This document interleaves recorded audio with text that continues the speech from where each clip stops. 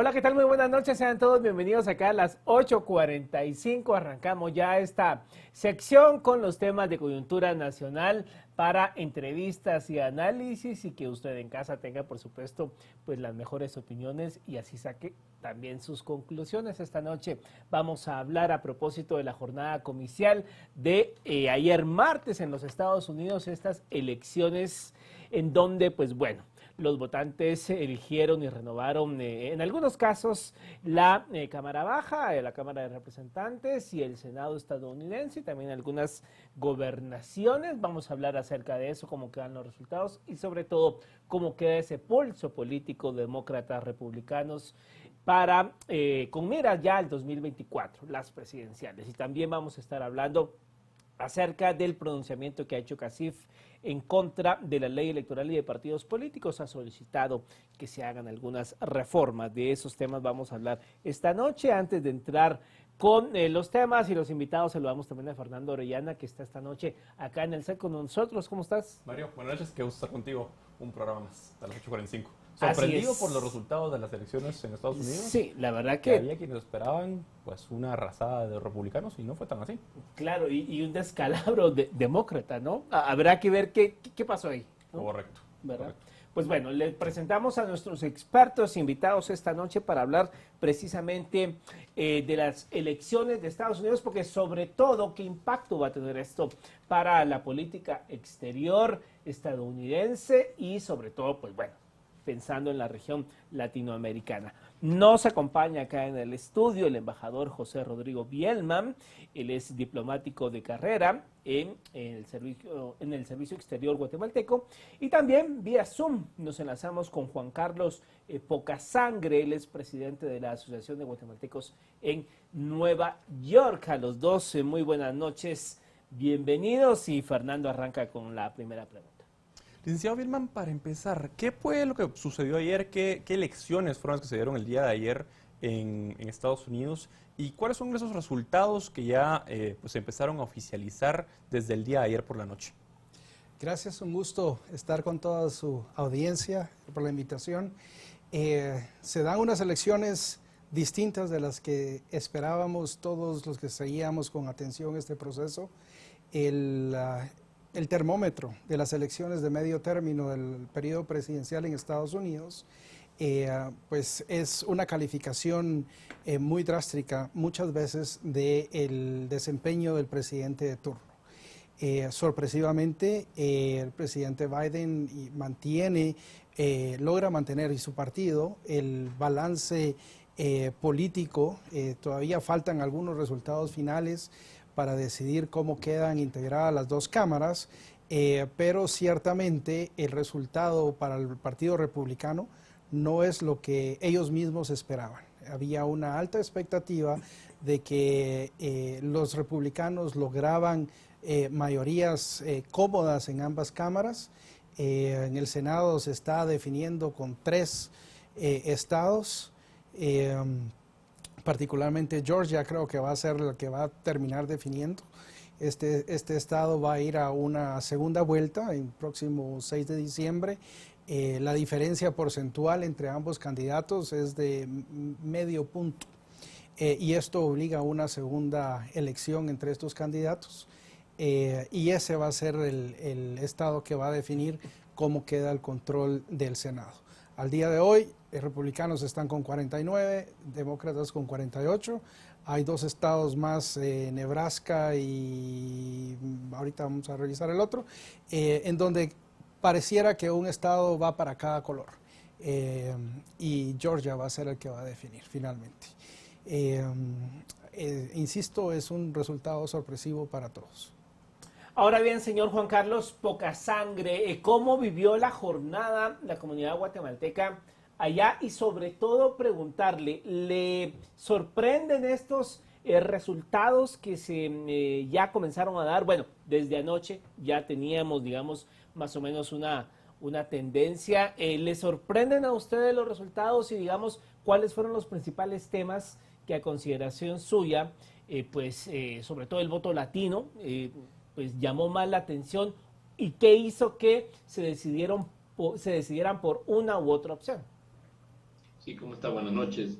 En general, el voto latino, como usted bien lo dijo, últimamente es bastante importante en Estados Unidos, pero lamentablemente en estas elecciones de medio término casi no salimos mucho a votar. Digo yo sí salgo a votar, pero muchos latinos no salen a votar. Casi siempre cuando hay más votaciones, cuando más gente sale a votar, es cuando también se está eligiendo a un presidente. En la comunidad guatemalteca, en nuestro caso, recuerde que somos bastantes pocos los que votamos, porque lamentablemente muchos de nuestros compatriotas todavía tienen una situación irregular, entonces no tienen ese derecho todavía, pero sí les preocupa, eso sí nos preocupa, porque dependiendo cómo son las elecciones, así es lo que se espera en los programas que puedan beneficiar a guatemaltecos y latinos en general. Y así como lo están diciendo, que hasta ahora pues los republicanos, aunque no han tenido todo lo que ellos esperaban, con unos resultados mayores de los que están, por ahora siguen entonces dominando las dos cámaras e incluso la gobernación de la mayoría de los estados. Y eso preocupa mucho porque un republicano casi nunca ha apoyado alguna reforma migratoria, y eso es lo más preocupante. Y creo que lo que más afectó en este caso es que, pues, en estos 2 años del presidente Biden, empezando con la guerra entre Rusia y Ucrania, ha afectado mucho, como ustedes lo saben, en la inflación de, de la economía en Estados Unidos. Y pues eso creo que como culpando a él de alguna u otra forma, pero esperamos que realmente tal vez hay pocos los republicanos que sí han considerado una reforma migratoria, la cual nos ayudaría a todos los latinos, pero especialmente a guatemaltecos. Licenciado Bielman, justamente usted mencionaba el tema que hay 3 estados clave que todavía están por terminar de decidir cómo queda integrado particularmente el Senado de los Estados Unidos, Georgia, Nevada y Arizona en concreto. Si llegaran a ser los republicanos, que son los que aparentemente tienen la mayor posibilidad de dominar el Senado a como va el conteo de votos hasta el momento, ¿qué implicaciones tendría esto para el gobierno demócrata de los Estados Unidos? Y otro punto adicional, ¿qué implicaciones tienen los resultados de esas elecciones de medio término, no solo para los Estados Unidos, sino para la política exterior de los Estados Unidos, para el hemisferio occidental, específicamente para Guatemala? Bueno, vamos a seguir esperando estos resultados. En efecto, es Arizona, Georgia y Nevada. Arizona puede irse, según los conteos, para demócratas, Nevada para republicanos, y ahí es donde estamos en ese desenlace muy interesante para Georgia. Que el partido de oposición tenga control del Senado hace que la segunda parte de un periodo presidencial requiera de mucha más habilidad de negociación con ese partido de oposición para poder avanzar la agenda doméstica. Hay un amplio número de temas importantes que el presidente Biden desea seguir empujando. Tiene que atender el impacto en la economía de Estados Unidos, de la condición geopolítica mundial. Podemos puntualizar tal vez el conflicto Rusia-Ucrania, pero hay muchos otros temas que están afectando. Y la economía, cuando el bolsillo de los votantes se ve afectado, es cuando voltean a ver las propuestas del Partido Republicano. El tema de impuestos siempre es un tema prioritario en la agenda de Estados Unidos. Los republicanos pues tradicionalmente van a buscar facilitar y disminuir la carga impositiva para promover la actividad económica del país, mientras que los demócratas, pues como hemos visto ahorita en esta recta final a las elecciones, estuvieron empujando a muchas iniciativas de apoyo social. Para efectos de política exterior, pues el Senado es un contrapeso importante en el control de esas políticas exteriores, de la política exterior del país. Puntualmente para Guatemala tenemos a las puertas la nominación de un futuro embajador de Estados Unidos en Guatemala, cuya nominación desde el Ejecutivo tiene que ser aprobada por el Senado, y esto pues sería un proceso de mucha atención bajo un Senado bajo control republicano. Si el Senado se mantiene del color azul demócrata, pues podríamos ver un proceso de ratificación más fácil para las personas que sean nominadas a los distintos cargos diplomáticos. Pero puntualmente para nosotros nos interesa quién pueda ser un nuevo embajador al término del periodo del actual embajador Pop.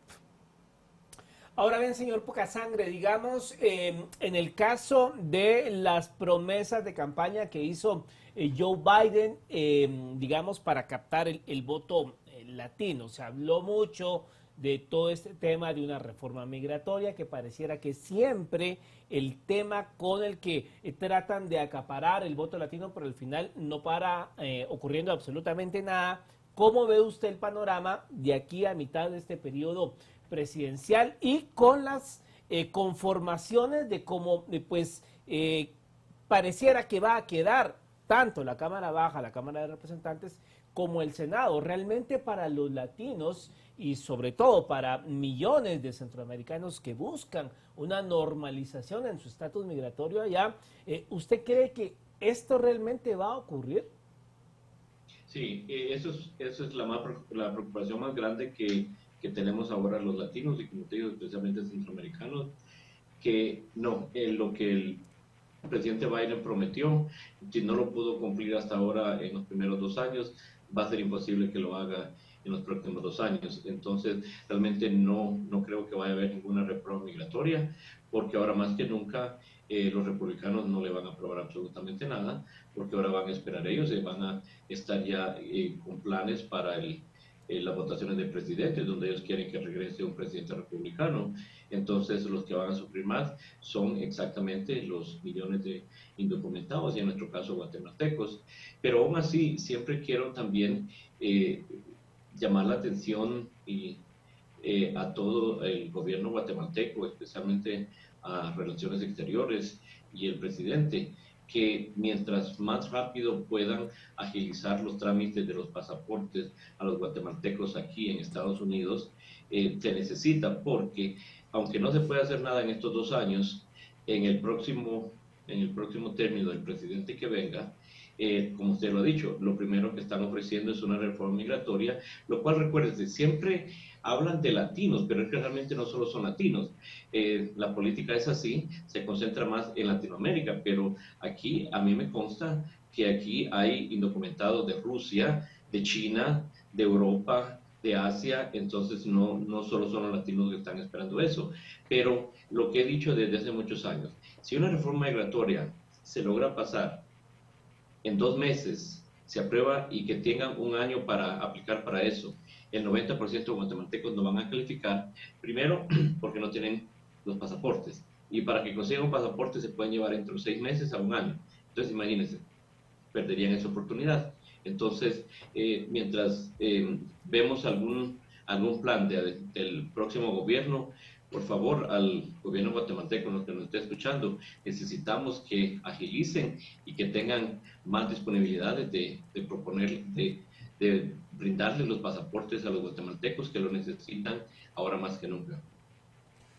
Licenciado Bielman, justamente al inicio del programa mencionábamos el tema de esa ola roja que se esperaba por parte del Partido Republicano, que a raíz de la situación económica que atraviesa Estados Unidos y el mundo, a raíz de las decisiones que los gobernadores y que determinados senadores y congresistas apoyaron durante tiempos de la pandemia, que incluyeron los cierres totales de algunos estados, la paralización de las actividades económicas, iban de cierta forma a fomentar que los republicanos tomaran el control del Senado, de la Cámara Baja y de las gobernaciones estatales. Sin embargo, pues eso claramente no fue así como habíamos comentado.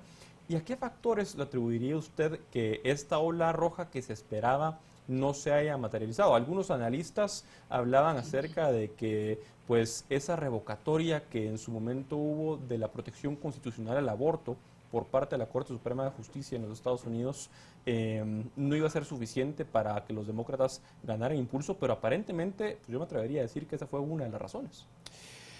Sí, el desempeño económico de la economía de Estados Unidos durante la pandemia de COVID fue resentido por la mayor parte de la población trabajadora productiva en el país. Y en efecto eso era una indicación de que esperábamos o se esperaba un dominio más contundente de los republicanos.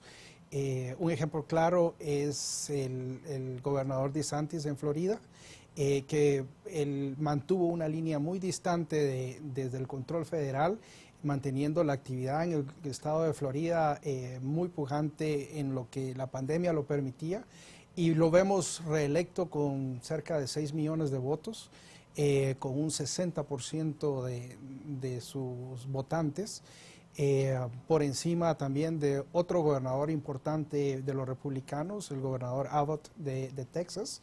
Él es electo con cerca de 5 millones de votos también.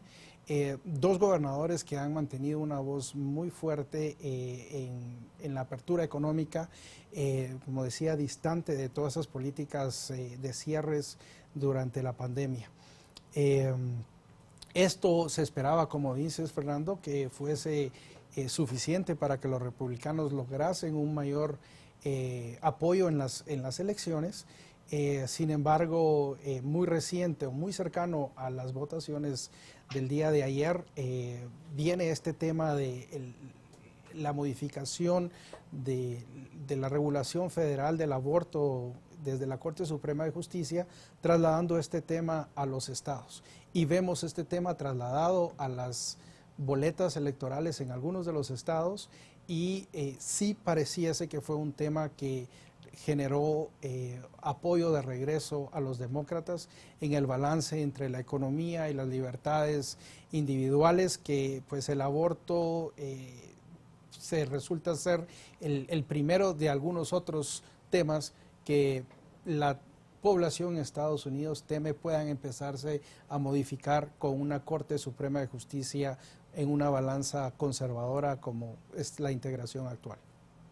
Entramos ya a la fase final de este segmento, pero señor Bocasangre, digamos, hay quienes aseguran que la carrera y la contienda por la Casa Blanca en 2024 inició precisamente anoche con los resultados de esta elección del martes 8. ¿Cómo ve usted el panorama ya adentrándonos a lo que va a ser el 2023, las precampañas, nominaciones y ya la elección en el 2024? ¿Cómo ve usted el tema? Y sobre todo, ¿considera usted, como algunos estaban diciendo anoche, que realmente la figura del gobernador de la Florida pues pareciera que empieza a resurgir por encima de la figura de Donald Trump, que pues se espera que el próximo martes anuncie su precandidatura o su intención de contender en el 2024? ¿Ve usted que los republicanos vuelvan a la Casa Blanca? Sí, lamentablemente con estos resultados y lo último que hemos visto, que básicamente Joe Biden no logró hacer ninguna reforma migratoria. Básicamente al contrario, tiene los procesos migratorios que él está implementando han estado bastante débiles. No hay ninguna seguridad de que las personas se queden, se vayan, entren o no entren. Entonces esa controversia que incluso generó los dos gobernadores, el de Texas y el de Florida, es lo que les da más, pues los expone más a como que ellos sí pudieran dar un control a un cambio migratorio, ya sea pues favorable para los millones de personas que no tienen documentos o desfavorable, pero lamentablemente los demócratas no demostraron ningún plan fuerte y seguro que hiciera eso. Entonces yo creo que sí, la balanza se puede ir literalmente para unos republicanos si en estos 2 años el presidente Biden no pone un plan más fuerte y más obvio y algo que sí se pueda implementar, porque entonces si no es así, los republicanos es con lo que van a poder argumentar que ellos sí tienen un plan, aunque realmente lo que sí estoy seguro que no lo van a hacer.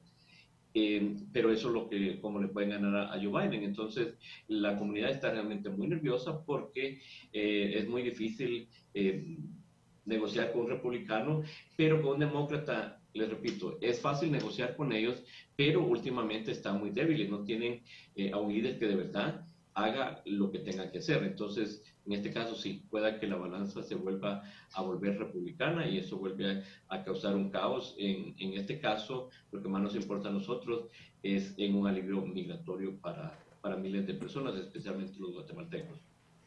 Licenciado Valladares, ya para ir cerrando, bien lo mencionaba Mario, lo mencionaba también usted en su intervención anterior. El caso de Florida es un caso que llama bastante la atención con el caso del gobernador DeSantis, siendo, pues a mi criterio, el mayor ganador de esta elección, pues con una victoria considerablemente aplastante. Se ha dicho, se rumora que podría ser un contendiente contra el expresidente Donald Trump por liderar la candidatura a la presidencia por el Partido Republicano. ¿Cuál es su análisis de esta situación? ¿Ve posibilidades de que el gobernador Ron DeSantis, que se reelige para un nuevo periodo, pues llegue a ganar una posible elección por el Partido Republicano para la candidatura a la presidencia de los Estados Unidos contra pues el expresidente de los Estados Unidos, que ya se ha burlado públicamente de él y de sus posibilidades de llegar a ganarle? Bueno, el presidente Trump estuvo muy activo en estas elecciones, apoyando a muchos candidatos y encontrando él mismo un espacio para estar vigente y presente en este proceso. Es claro la intención del expresidente Trump de buscar nuevamente esa nominación para reparar lo que él ha manifestado muchas veces del resultado de la elección anterior, cuando el presidente Biden resulta electo. Dentro de la estructura formal del Partido Republicano, pues ya por muchos meses atrás se viene viendo al gobernador DeSantis y al gobernador Abbott en Texas como los dos contendientes de mayor peso y mayor posibilidades para ganar la nominación del Partido Republicano. El presidente Trump, cuando gana esa nominación, en su momento la gana siendo alguien fuera de la estructura formal del partido, como se dice en Estados Unidos, un outsider, y él sigue jugando esa ficha de ser una figura fuera de la estructura. Vimos todo su proceso de cómo gana esa nominación, cómo manejó toda su presidencia, siempre actuando fuera de las estructuras formales tradicionales del partido y logra llegar y cumplir su presidencia de esa forma. Puedo coincidir, Fernando, de que el gobernador DeSantis es probablemente el mayor ganador de estas elecciones. El ganar su estado con un 60% del voto lo coloca ciertamente en la primera línea de los posibles contendientes republicanos para buscar esa nominación en los próximos meses. Esta reelección de él es un endoso directo para que busque esta nominación y creo que tendría muy buenas posibilidades.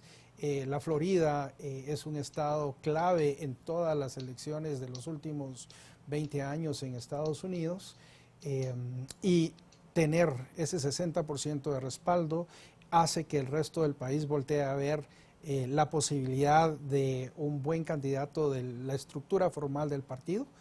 Habrá que ver también cómo avanzan los procesos legales que están en marcha en contra del expresidente Trump, que podrían en algún momento convertirse en obstáculos para que él busque esa nominación nuevamente. El presidente Trump manifiesta tener todo bajo control, que todo es, pues conocemos lo que ha dicho, pero al final hay que darle espacio al proceso legal que está en marcha. El Senado, bajo un control demócrata, tiene mucha atención en lo que está sucediendo. Hay muchas audiencias todavía pendientes y mucha información que viene saliendo. Por primera vez en la historia se vio un cateo de una agencia federal a la residencia de un expresidente. Se dice que se encontraron evidencias comprometedoras. Eso todavía está por seguir ese proceso judicial y ciertamente podría ser algo que obstaculice la intención del presidente Trump de buscar nuevamente esa nominación. Y que habría que también tener atención qué efecto puede tener en todos aquellos seguidores férreos de Trump cuando por una vía judicial puede ser que le quiten la posibilidad a su candidato de predilección. Es un tema muy sensible después de lo que se vio hacia el final de la presidencia del presidente Trump, cuando hay una toma de manifestantes del Congreso, algo nunca antes visto, y hay mucha tela que cortar, como dice el dicho popular, para ver cómo se va a desenvolver la situación legal del presidente Trump, que puede afectar la posibilidad de que él logre esa nominación. Si no está el presidente Trump, creo que el gobernador DeSantis va a tener muy buenas posibilidades de lograr esa nominación republicana. Bueno, pues muchas gracias al señor Pocasangre hasta Nueva York, el líder de la comunidad guatemalteca en aquel estado. Gracias, feliz noche al embajador Bielman también por haber estado con nosotros en este segmento. Bueno, 10 de la noche en punto. Fernando, yo creo que al final yo no veo, digamos ahorita, cuando los analistas decían que anoche inició la carrera y la contienda por la Casa Blanca, yo no veo figuras demócratas, ¿verdad? Yo no veo, digamos, a alguien que uno lo perfile como presidenciable. Coincido en el tema que fue la noche del gobernador de la Florida, incluso si uno revisa las imágenes de su discurso de aceptación y de victoria, ya es una imagen de precandidato, con la esposa, con las hijas, con la bandera atrás, o sea, ya son aires de precandidato. Y muy desafortunada la declaración de Trump, donde le sale advirtiendo de que no se vaya a lanzar, o sea, yo a Trump no lo veo en la ecuación del 2024, la verdad. Pero a diferencia del Partido Demócrata, en el Partido Republicano, pues por lo menos tenés esas posibles imágenes, esos posibles líderes del partido para una nominación ya para las elecciones, pues que ya están a la vuelta de la esquina también. En el caso del Partido Demócrata, pues un Joe Biden que ha dicho que se va a reelegir, que va a intentar reelegirse, yo lo veo muy poco complicado, probable. sí. Hemos visto pues esa serie de episodios desde el inicio de su gobierno que se han venido agravando de intervenciones o actuaciones fuera de contexto, desacertadas, que le han ido restando credibilidad a su gobierno. No digamos por los resultados de sus acciones, sino únicamente por la percepción que tienen las personas de que realmente pues no es una persona que esté 100% en sus cabales, como dicen. O sea, ya rozando los 80 años. Correcto. ¿Verdad? Y lejos de Biden, tampoco veo una Kamala después de todo lo que ha pasado. Se le encomendó la frontera sur y es un desastre la frontera sur, ¿no? Totalmente, sería interesante ver si surge algún candidato demócrata, algún outsider de la misma forma como fue Donald Trump en su momento, que lo dudo, y si surge pues será interesante ver esa contienda, pero justamente el gobernador DeSantis, esa imagen que sale ayer cuando los resultados aún no eran definitivos, pero él ya daba por hecha la victoria, sí marca una pauta y manda un mensaje al resto de estados que justamente, como decía el licenciado Bielman, voltean a ver a Florida para ver qué es lo que está pasando. Por supuesto. Bueno, 10 de la noche con 2 minutos, vamos a hacer una pausa y volvemos con el segundo tema de la noche. Vamos a hablar de las acciones de CACIF en contra de 3 artículos de la ley electoral y de partidos políticos. Ya vemos.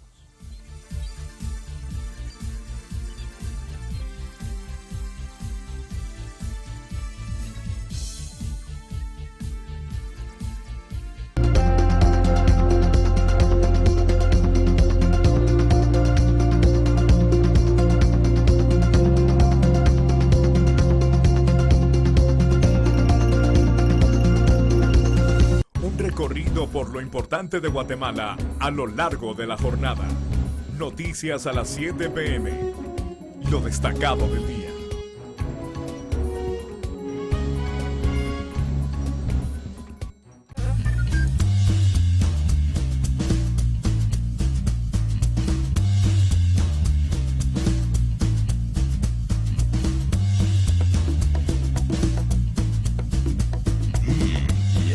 Conéctate las 24 horas del día con Dios. Prédicas, conciertos, películas, testimonios, entrevistas, contenido para niños y más. Conectados con Dios, un canal con propósito.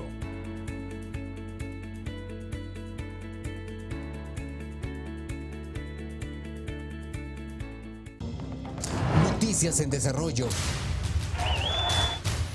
Actualizaciones, un panorama de lo que ocurre o trasciende en la mitad de toda una jornada.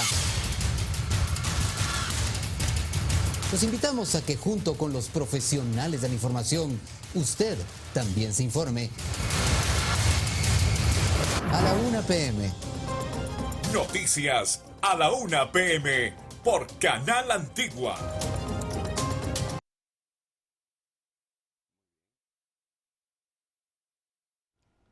Hola amigos, ya saben, mi nombre es Chef Marcif. Para nuestro próximo programa de Cocina Caliente vamos a tener una pasta blanca con pechuga de pollo bien sabrosa con un toque de queso azul. Por favor, no se lo pierdan, acá por Canal Antigua.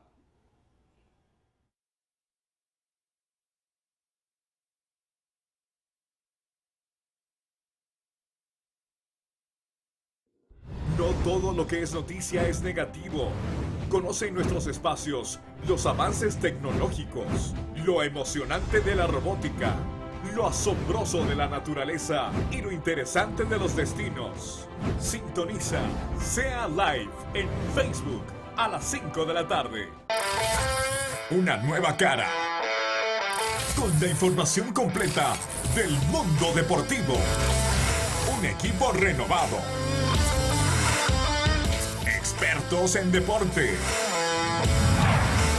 Una nueva versión. Josué Figueroa, Edson Aldana y Carlos Paredes. Dueños del balón.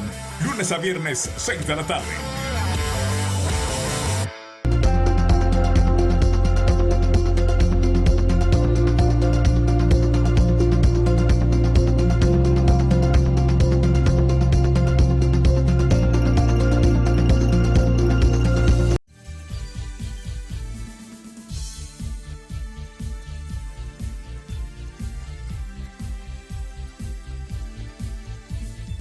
Estamos ya de vuelta acá en las 8:45. Vamos a hablar ahora acerca de lo que ha presentado CACIF, y es que ante la Corte de Constitucionalidad se ha presentado una acción legal contra 3 artículos de la LEP, la Ley Electoral y de Partidos Políticos. CACIF informó que este 9 de noviembre, congruente con las preocupaciones manifestadas, dice el comunicado de prensa del sector organizado empresarial, ante la Corte de Constitucionalidad se ha presentado una acción contra la Ley Electoral y de Partidos Políticos. El comunicado de prensa de CACIF dice que en varias oportunidades se han señalado graves errores en dicha ley.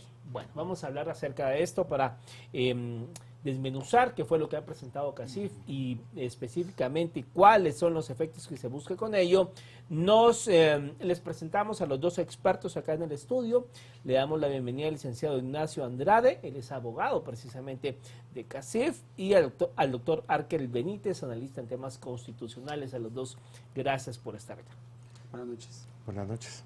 Licenciado Andrade, para empezar, la Ley Electoral de Partidos Políticos se reforma en 2016 con ánimos de supuestamente mejorar la situación y la regulación vigente en el momento. Han pasado los años y, pues, de hecho pasó un proceso electoral luego de esas reformas, y ahora ya para el segundo proceso electoral que tienen que soportar esas reformas, previo a que se declare iniciado, CACIF presenta esta inconstitucionalidad en contra de esos 3 artículos. ¿De qué tratan estos 3 artículos? ¿Qué regulan esos 3 artículos? ¿Y por qué buscar declarar su inconstitucionalidad? Sí, buenas noches. Tal vez precisando la materia respecto de la cual se presenta la inconstitucionalidad, la misma tiene que ver fundamentalmente con aspectos vinculados a lo que se refiere comúnmente como campaña anticipada. Ese es uno de los aspectos que toca la inconstitucionalidad. Yo más bien la definiría como aspectos vinculados a materias de la propia inconstitucionalidad. En cuanto a este aspecto en particular, la inconstitucionalidad planteada se plantea pues fundamentalmente basado en aspectos donde se procede a comparar el artículo que se refiere a promover y publicitar la propia imagen de una persona y cuya consecuencia de haberlo hecho es la imposibilidad de participar políticamente. Ese es uno de los aspectos que básicamente está bajo estudio, bajo análisis. El otro aspecto que está bajo análisis al final es el aspecto relativo a la forma de realizar la propaganda electoral, a la pauta electoral que aparece regulada durante la segunda fase del proceso electoral. Esta es en cuanto a la parte referente propiamente a la forma de realizar la pauta, el valor y el tarifario y el aspecto de contratación única que pueda tener, digamos, la pauta electoral. Se plantean finalmente algunos aspectos que son importantes de señalar con relación a cómo hacer menos gravosa para quien contribuye en un momento dado las contribuciones de campaña electoral. Son tres de los aspectos fundamentales tocados. Ha habido una serie, digamos, de aspectos señalados con relación a la reforma del año 2016 que afecta fundamentalmente la manera en que la propia Constitución Política de la República señala que deben de ejercerse los derechos políticos. Hay que recordar que la Constitución tiene derechos humanos por una parte, pero también tiene derechos políticos. Los derechos políticos fundamentales son un derecho a participar, a la participación política. Hay un derecho de elegir y hay un derecho de ser electo. Entonces, la pregunta más significativa que hay es si cualquier acto que se considera de promoción de una imagen propia pueda ser considerado como un acto que amerite que una persona no pueda ser electa como, digamos, en un cargo de elección popular. Y esa situación es quizás la fundamental y la que ha tomado una relevancia muy importante a lo largo de los últimos 3-4 meses. El Tribunal Supremo Electoral ha hablado de 70 expedientes más o menos existentes. Y entonces la pregunta en el fondo es expresar libremente el pensamiento una función que siempre va a llevar a cabo la promoción personal o la promoción de imagen? ¿Puede uno expresar el pensamiento sin decir quién lo expresa? Esa es una pregunta importante que creo yo que debe responderse antes del propio proceso electoral. Y la otra es tan grave esa presunta violación como para poder impedir que una persona opte a un cargo público. Esa es la otra gran pregunta. Ahora bien, Arkel Benítez, digamos, estamos hablando de tres aspectos y de tres ejes que pareciera que sostienen una campaña electoral. Financiamiento, dar a conocer lo que pensás hacer ya en el ejercicio de la función pública y para eso te estás postulando. Y estamos hablando también del tema que tiene que ver con, si me recuerda el tercer aspecto, financiamiento, campaña anticipada y la pauta. Y la pauta. O sea, son, digamos, los tres ejes donde se cimienta una campaña electoral. Va a dar tiempo, estamos a nada del mes de enero cuando se tenga que hacer la convocatoria. Bueno, es un tema complejo porque en realidad acá sí tuvimos tiempo, Mario. O sea, la ley electoral dejó establecido un mecanismo de prácticamente democracia deliberativa o una suerte de democracia deliberativa a través de la famosa Comisión de Análisis y Modernización del Proceso Electoral, la famosa CAME, que por ley debe instalarse una vez terminado el proceso electoral anterior, al cual acudieron pues muchas organizaciones de sociedad civil. Entiendo que CACIF también estuvo en esas discusiones. Y el propósito de eso es elevar al Pleno de Magistrados de la TSE pues las observaciones que sociedad civil, sector organizado, ha visto de las falencias del proceso electoral anterior.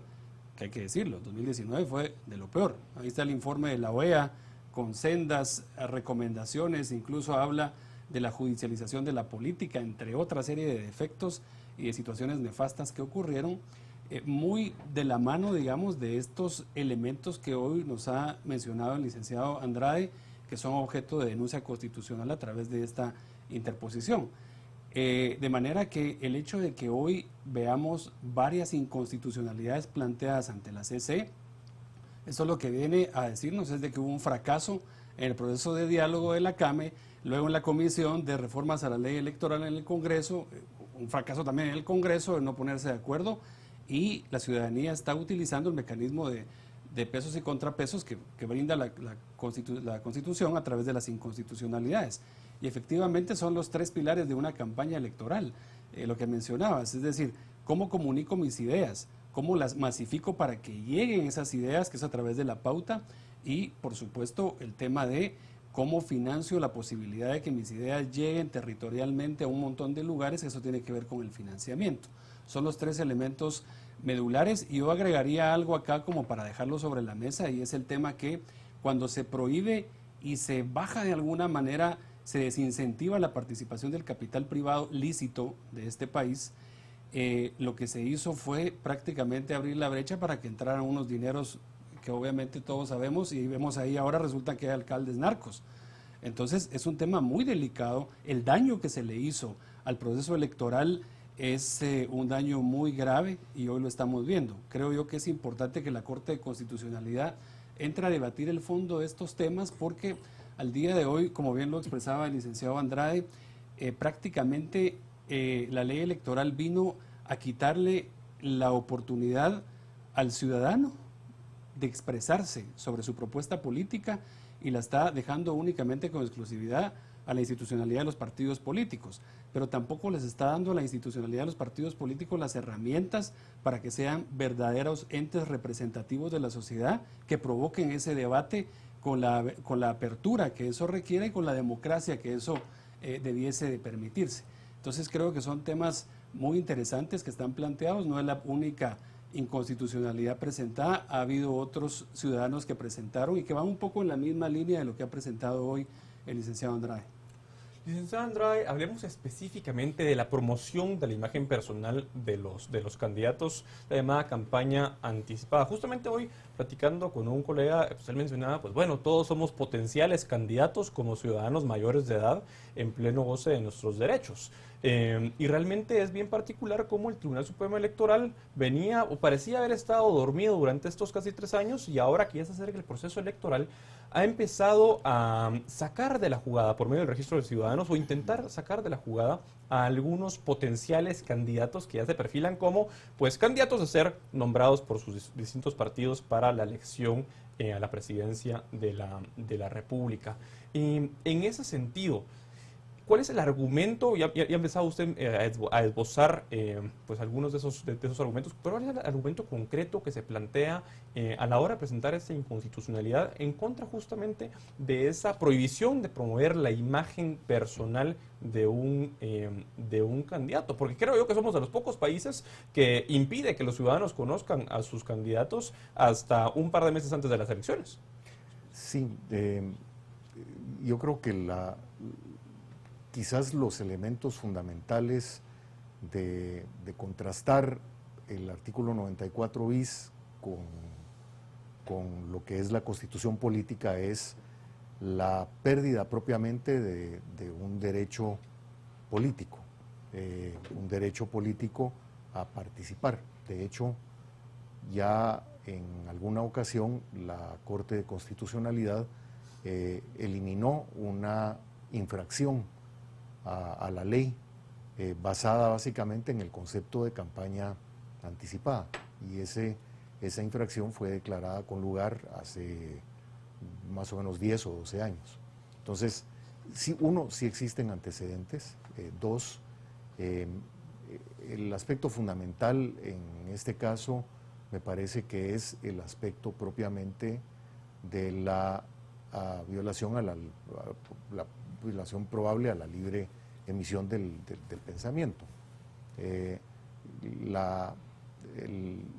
me parece que es sumamente importante señalar finalmente aspectos propiamente vinculados al procedimiento que se sigue.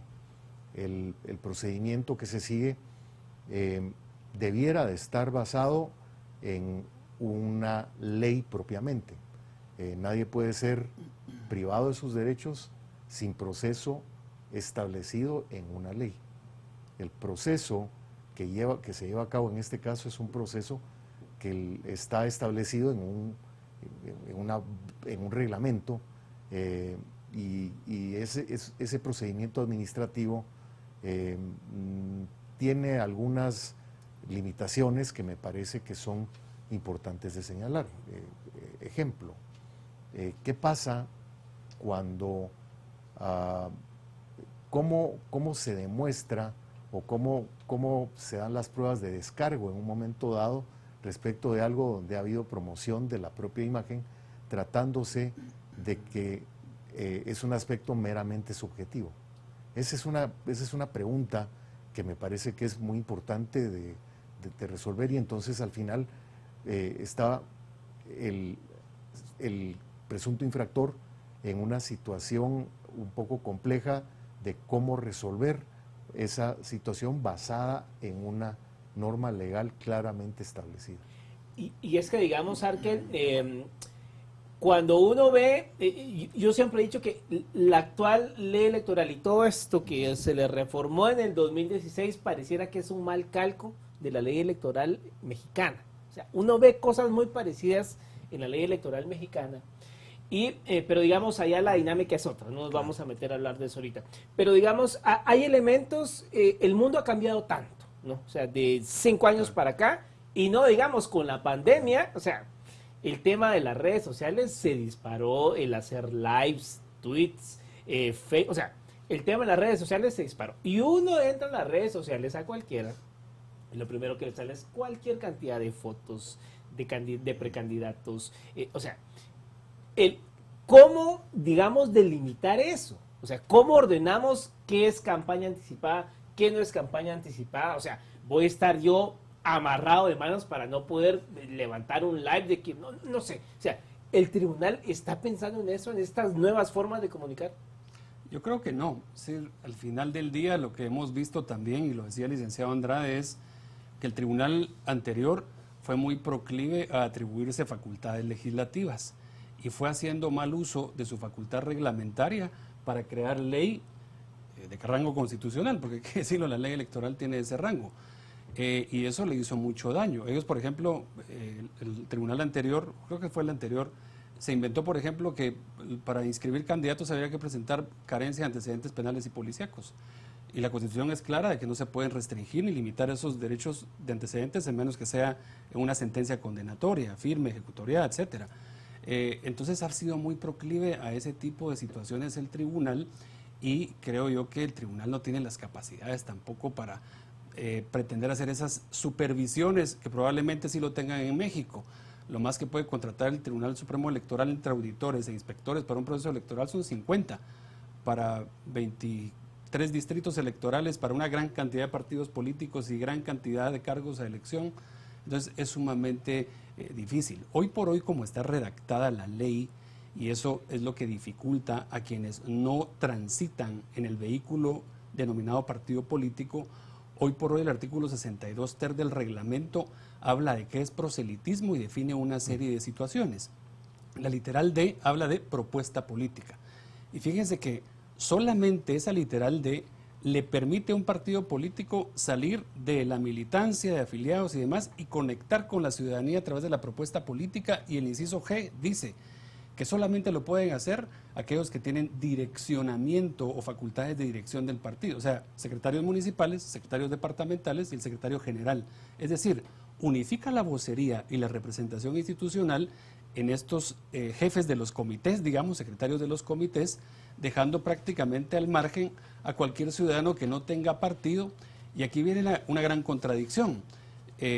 Probablemente también un derecho inherente de una persona es a no ir a un partido político que no le ofrezca las garantías Y esos son temas que habrá que debatir en un futuro. Por ahí anduvo, creo, el hijo de un expresidente queriendo ser un candidato solitario, metiendo sendas, digamos, solicitudes al TSE y nunca logró su cometido. Pero son los debates que hay que al final del día reflexionar. Y yo creo que hoy por hoy vamos a ver una Corte de Constitucionalidad, no sabemos si para este proceso, para el siguiente, haciendo uso del famoso principio de reviviscencia, que es un principio constitucional que permite traer normas que ya fueron obsoletas o que fueron dejadas de usarse para traerlas porque resulta que lo que estaba antes era mejor que lo de ahora. Por ejemplo, las encuestas electorales. En su momento esta misma camada de reformas a la ley electoral impedían que hubiese encuestas electorales. Entonces, imagínense, no había datos y tampoco posibilidad de debatir. O sea, era una campaña de mudos. O sea, no íbamos a ningún lugar y la Corte de Constitucionalidad, con buen criterio, aplicando el principio de reviviscencia, revivió, ¿verdad?, la disposición anterior y hoy por hoy pues quedó otra vez de que no se pueden presentar encuestas electorales 2 días antes de la elección, que me parece lógico porque es parte del momento de reflexión de un ciudadano que no quiere más contaminación, ¿verdad? Pero lo que no podíamos era permitir, imagínense, no hay datos, no hay candidato conocido y los que quieren darse a conocer no pueden hablar. O sea, yo creo que ese es el tema que tiene que analizar de fondo la Corte de Constitucionalidad, pero hoy por hoy la ley que tenemos y que está cumpliéndose y que rige hasta que la CC diga lo contrario, solo permite a los secretarios municipales, departamentales y secretarios generales trasladar la vocería institucional de la propuesta política. Es más, propuesta que solamente puede ser la que está escrita en los estatutos, Mario, porque no se puede hacer tampoco por prohibición de esta ley plan de gobierno. El plan de gobierno se va a hacer hasta cuando venga la campaña, porque hasta eso también está, digamos, diferido para la campaña electoral. En este momento solo se puede hacer propuesta política que esté plasmada en los estatutos del partido. Licenciado Andrade, tenemos poco tiempo, pero hay otro tema, y bien lo mencionaba el licenciado Benítez, y es que pues justamente con las reformas que se hacen en 2016 se cierra la mayor parte de posibilidades de financiamiento electoral proveniente de recursos lícitos. Y a la hora de restringir de forma tan estricta el financiamiento electoral, pues sí, justamente vemos partidos políticos que se financian con pues, dinero proveniente del lavado de dinero, narcotráfico, robo de energía eléctrica y otra serie de actividades. En ese sentido, pues, ¿cuál fue este cambio que se hizo en 2016 que restringe el financiamiento electoral y qué es lo que se estaría buscando con esta inconstitucionalidad?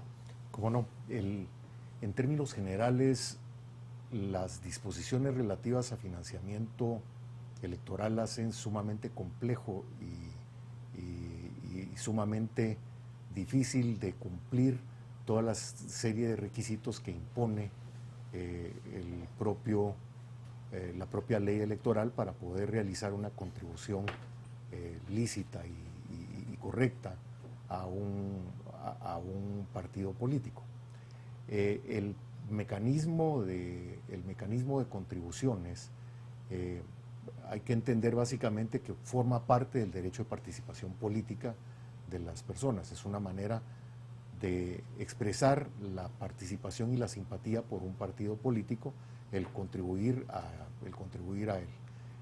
Digamos, desde ese punto de vista, hay contribuciones, por ejemplo, que se hacen en especie, hay contribuciones que en un momento determinado se hacen, digamos, se pueden hacer en efectivo, pero cada persona que hace una contribución tiene la obligación de llevar un libro de registro de contribuciones para poner un requisito que aplica igualmente al que realiza una contribución de 50 quetzales al mes, de 100 quetzales al mes para una campaña, digamos, de masa de contribución de una campaña política, a aquel que realiza una contribución mayor. Había una presunción en la ley electoral de que las contribuciones se hacían siempre en grande y eso no necesariamente es así. Al final, el tipo de requisitos inhibe la realización de contribuciones de gente legítimamente interesada y que proviene de fuentes lícitas. Entonces, al final de cuentas, lo que trata de hacer es dar seguridad jurídica al que contribuye en una forma lícita, sabiendo de antemano, pues básicamente que su contribución va a ser va a resultar en que no va a tener un problema de orden legal. Ese es al final el propósito. El propósito es tratar de facilitar un proceso a las contribuciones lícitas. Ya estamos en el último minuto. Arkel, una idea muy breve. Estamos a 10 días de que arranque el Mundial y junto con el Mundial ya nos vamos Navidad, Año Nuevo y digamos a 10 días en términos prácticos de que la población va a estar sumergida en estos temas. Y creo que es merecido después de toda la locura de estos 2 años de pandemia.